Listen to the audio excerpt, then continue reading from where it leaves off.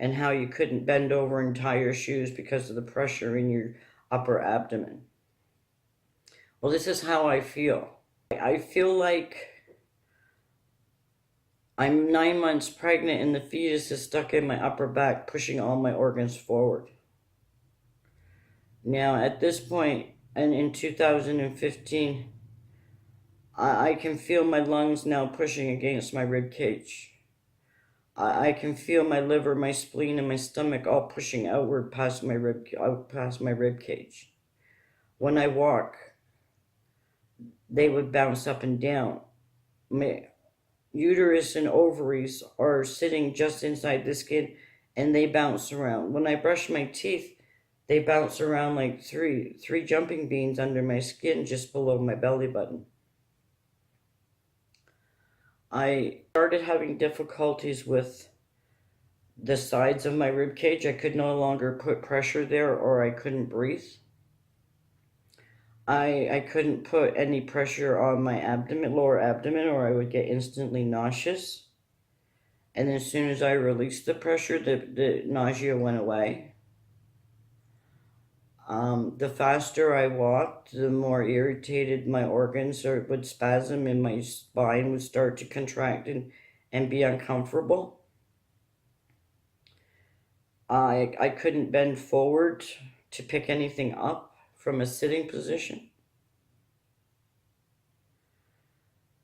At the end of 2015, I thought, why not try another female try a doctor that's female in a bigger city. So I did get an appointment with this doctor. And at this point, my work is now saying, you got to come back, you got to do what's going on. So I told them that I was going to a new doctor and I would let them know.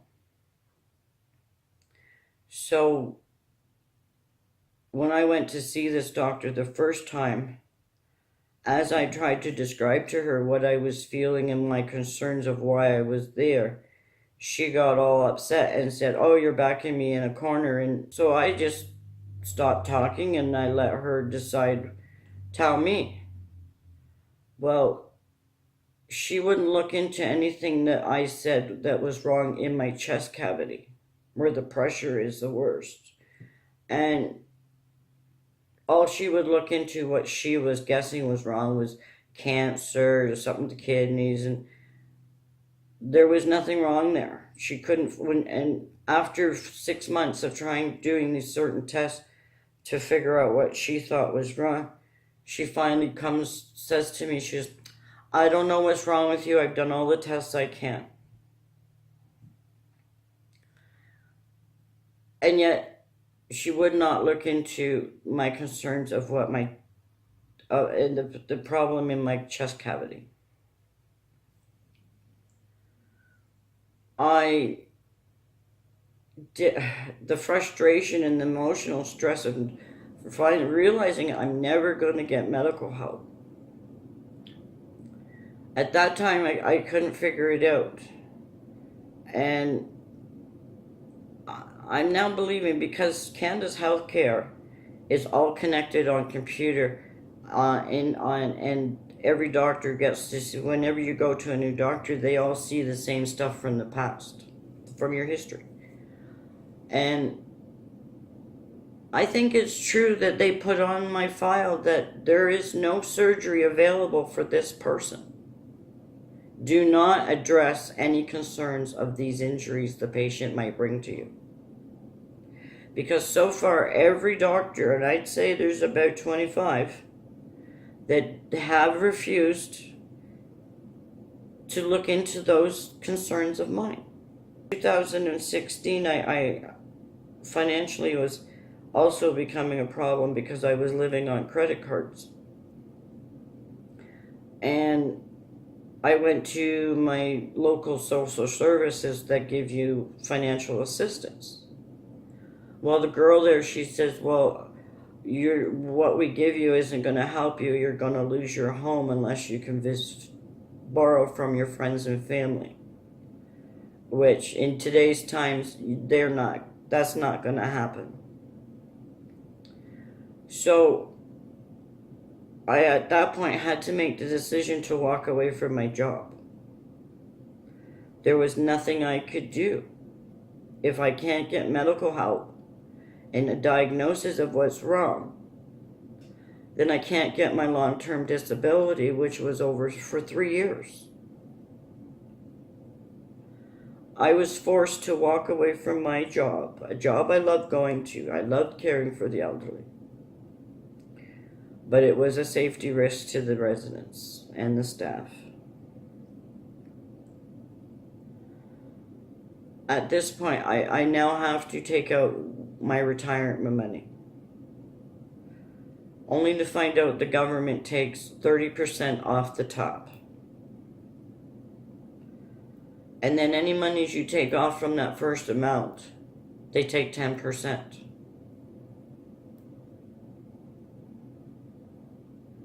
I cleaned up the credit card debt that I had incurred. And over this time, I'm still struggling to find the doctor, find out why I can't get medical help and why they won't get me a referral. So I did see resident doctors at this doctor's office. And when you explain to a resident doctor that you're having difficulties with loss of range of motion in your arm, and they tell you we think it's psychosomatic. Well, obviously they sound like they're stupid, because I know the difference between physical and psychosomatic. So at this point, this is coming up close to 4 years now. In 16, 17, I started writing letters. I wrote a letter to the Prime Minister. Big mistake. Because shortly after I mailed it, all of a sudden there's men at my door saying there's something wrong with the water readings and they have to install a new reader. Well, there was no indications from the water department. They hadn't sent me a letter of any kind, so I'm pretty much under the assumption that, and the guess that they have bugged my house.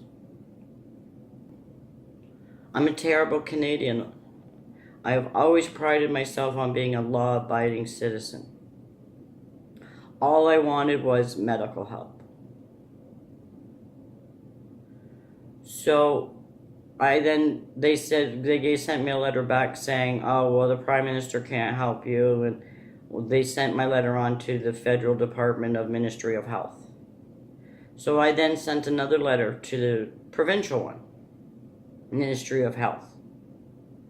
I got a letter back saying, no, we can't help you, talk to your doctor. I'd already done that. So I went back and I tried 3 more times. I finally came to the realization that I'm never going to get medical help. In 2015, I tried to tell I told the doctor that I was having difficulties with my breathing. And she said, well, we're going to send you for breathing tests.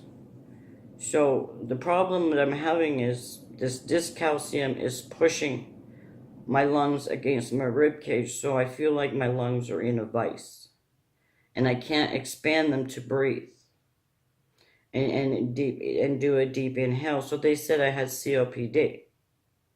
Well, if I can walk around slowly and not have difficulties breathing, then I don't think I have COPD. I know how I feel in my body. I'm not stupid. When you work in long-term care for 16 to 20 years, you start to learn things because you've taken care of hundreds and hundreds of people, and they all have a different medical condition. And when you've had a previous injury and you've had the surgery, you know what's going on.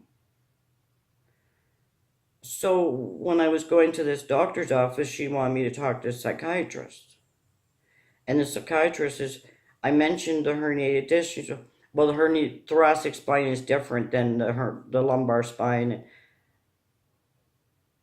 At that point, All they were trying to do was lie to me and try and make me think that I didn't know what was wrong with me. And that just destroyed my faith in doctors in general in Canada. I went online to different spine websites, and they said, oh, I sent a letter through. Oh, we sent your letter to a doctor, orthopedic spine surgeon in Toronto. Never heard a word back. Nothing. There was no medical help for this. There is nowhere to turn when doctors don't want to help you, when you can't get medical help.